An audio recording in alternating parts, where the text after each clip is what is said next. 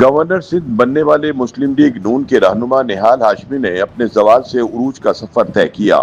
سیاسی تجزیہ کاروں کے مطابق نہال ہاشمی کی سیاسی زندگی پاکستانی سیاست کی ایک منفرد مثال ہے، جس میں اقتدار کا عروج، شدید بحران کے بعد زوال اور پھر سیاسی واپسی، تینوں مراحل واضح طور پر نظر آتے ہیں۔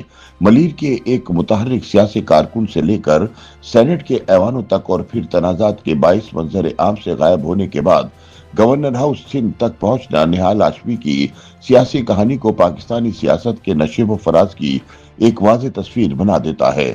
نہال ہاشمی نے جمعے کے روز گورنر سندھ کے عہدے کا حلف اٹھایا، جس کے بعد وہ باضابطہ طور پر صوبے میں وفاق کے نمائندے کی حیثیت سے اپنی ذمہ داریاں سنبھال چکے ہیں۔ گورنر ہاؤس کراچی میں منعقد حلف برداری کی تقریب میں سندھ ہائی کورٹ کے چیف جسٹس ظفر احمد راجپوت نے ان سے عہدے کا حلف لیا۔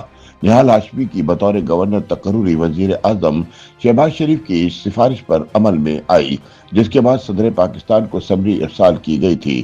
اس تقرری کے ساتھ ہی نہال ہاشمی ایک بار پھر ملک کی سیاست کے مرکزی منظر نامے میں نمایاں ہو گئے ہیں۔ ان کی سیاسی زندگی کو اکثر مبصرین عروج، زوال اور پھر واپسی کی داستان قرار دیتے ہیں۔ نہال ہاشمی کا تعلق کراچی سے ہے اور وہ کئی برس سے شہر کے علاقے ملیر میں مقیم ہے۔ کراچی کی سیاست طویل عرصے سے پیچیدہ اور کثیر الجماعتی رہی ہے، جہاں شہری سیاست پر زیادہ تر MQM کا اثر رہا، جبکہ مسلم لیگ نون کا اثر نسبتاً محدود سمجھا جاتا تھا۔ ایسے ماحول میں نہال ہاشمی ان چند رہنماؤں میں شامل رہے جنہوں نے مسلم لیگ نون کے پلیٹ فارم سے کراچی میں پارٹی کی موجودگی برقرار رکھنے کی کوشش کی۔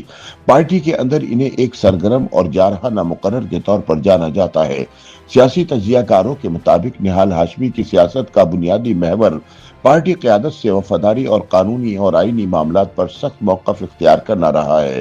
نہال ہاشمی کا سیاسی عروج اس وقت نمایاں ہوا جب وہ 1997 سے 1999 تک اس وقت کے وزیر اعظم نواز شریف کے مشیر برائے قانون اور انصاف رہے۔ یہ وہ دور تھا جب مسلم لیگ نون مرکز میں مضبوط حکومت کے ساتھ اپنے عروج پر تھی۔ اس عرصے میں نہال ہاشمی حکومتی پالیسیوں کا پرجوش دفاع کرنے والے رہنماؤں میں شمار ہوتے تھے اور قانونی اور آئینی معاملات پر پارٹی کے موقف کو بھرپور انداز میں پیش کرتے تھے۔ تاہم 1999 میں جنرل پرویز مشرف کے مارشل لا کے بعد ملک کی سیاست کا منظرنامہ بدل گیا۔ مسلم لیگ نون کو سخت سیاسی مشکلات کا سامنا کرنا پڑا اور پارٹی کے کئی رہنما مختلف دھڑوں میں تقسیم ہو گئے۔ اس کے باوجود نہال ہاشمی نے پارٹی کے ساتھ اپنی وابستگی برقرار رکھی۔ 2012 میں انہیں مسلم لیگ نون کراچی کا صدر مقرر کیا گیا۔ اس وقت پارٹی کی کوشش تھی کہ وہ کراچی جیسے اہم شہر میں اپنی سیاسی بنیادیں مضبوط کرے۔ بعد ازاں اگست 2014 میں نہال ہاشمی کو مسلم لیگ نون سندھ کا جنرل سیکرٹری بنا دیا گیا۔ اسی دوران انہوں نے شہر میں پارٹی کے تنظیمی ڈھانچے کو فعال بنانے کی کوشش کی۔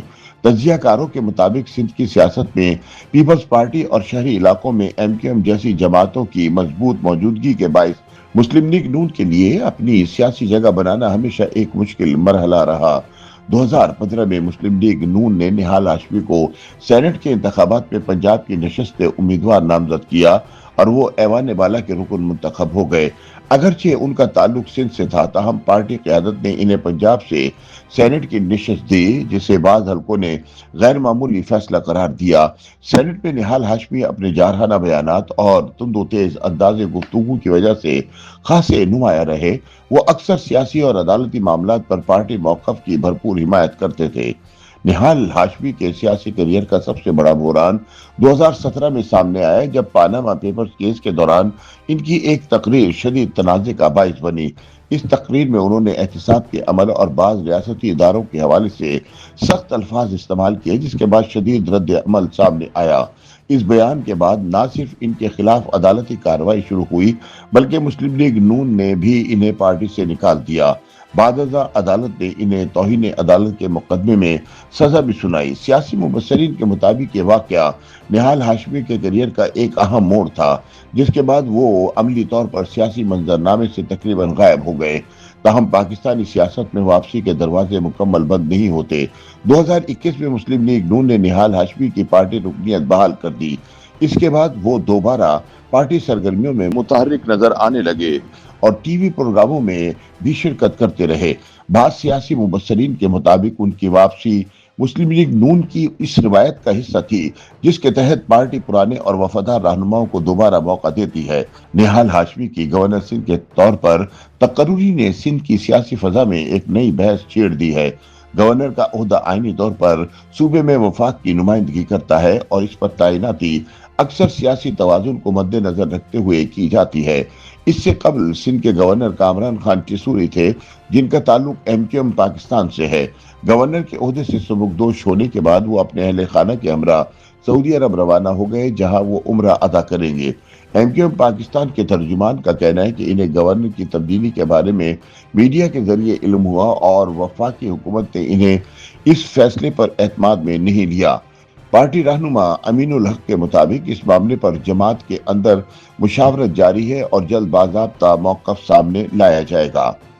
YouTube पर गूगली न्यूज देखने के लिए youtube.com की सर्च बार में गूगली न्यूज टीवी टाइप करें। गूगली न्यूज के पेज पर सुर्ख रंग के सब्सक्रिप्शन वाले बटन पर क्लिक करना ना भूलिए। YouTube पेज पर अपलोड होने वाली वीडियोस से बाखबर रहने के लिए बेल आइकन पर क्लिक कीजिए। आपको हर नई वीडियो के बारे में नोटिफिकेशन मौसूल हो जाएगा।